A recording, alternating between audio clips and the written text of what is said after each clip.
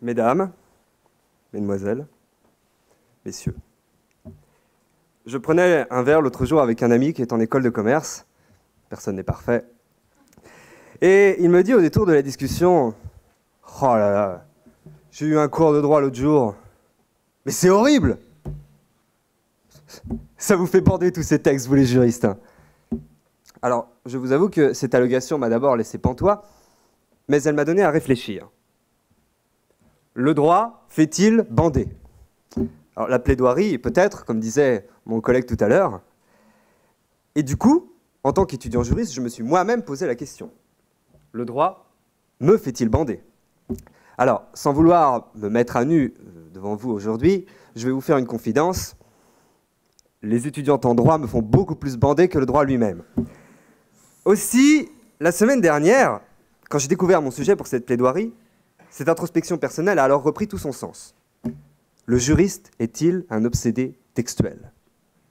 Ou faut-il être un obsédé de quelque ordre pour faire un bon juriste? Si l'absence en moi de cette pathologie est rédhibitoire, je devrais donc remettre en cause mes ambitions professionnelles, et notamment celle de devenir notaire, dont j'affectionne particulièrement la cravate. Et si j'en suis un obsédé, mais c'est un peu risqué de l'assumer en ce moment, hein, car d'obsédé à pervers, il n'y a qu'un poil, et je pense que messieurs Weinstein ou Darmanin ne me contrediront pas sur ce point. Alors j'ai décidé de faire le diagnostic de ma propre condition d'obsédé, puisqu'à part mes potentielles victimes, qui peut le savoir mieux que moi? Donc, suis-je un obsédé? Mais un obsédé de quoi? Du texte, évidemment. Et ce ne serait pas le pire des mots, après tout. Force est de constater que quand je me lève le matin et que je sens ma virilité raide comme la justice, ce ne sont ni aux articles du code pénal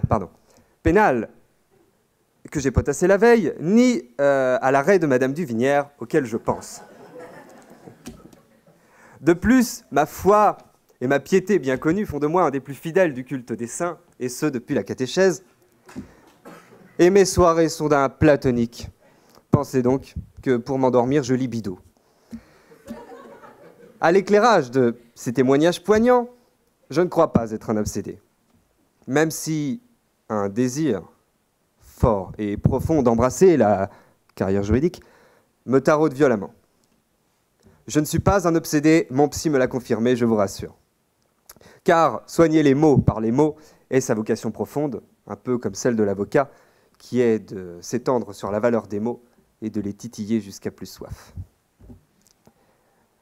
Alors, ferais-je un bon juriste si je ne suis pas un obsédé?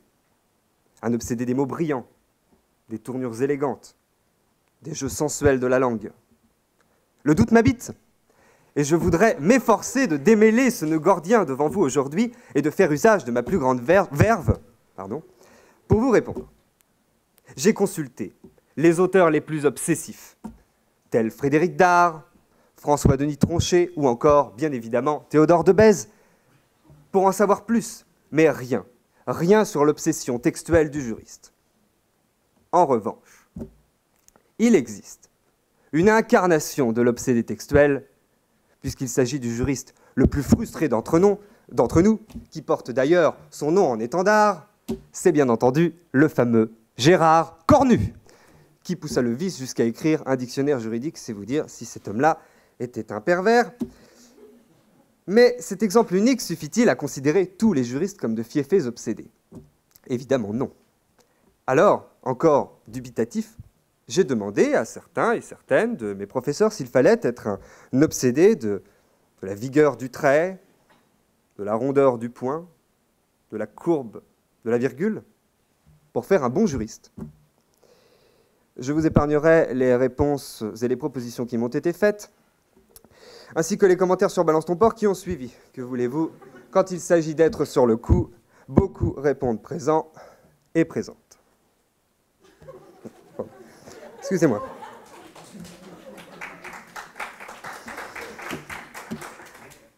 En y réfléchissant bien, le juriste ne souffre pas d'obsession dès sa naissance. C'est le droit qui le rend comme ça. Et oui, la tentation est partout.